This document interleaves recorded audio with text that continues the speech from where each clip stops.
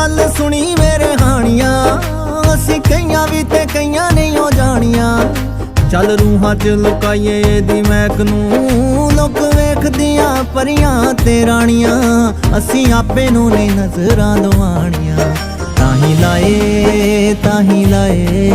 ताही लाए काले कजले दे टिक्के, दसो जी हुण की लिखिए। हाय होए मैं ते सज्जन इको मिक्के, दसो जी हुण की लिखिए। होए मैं ते सज्जन इको मिक्के, दसो जी हुण की लिखिए।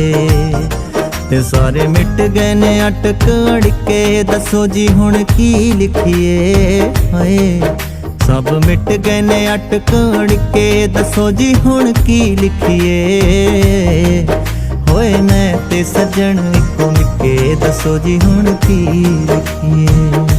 दसो जी हुण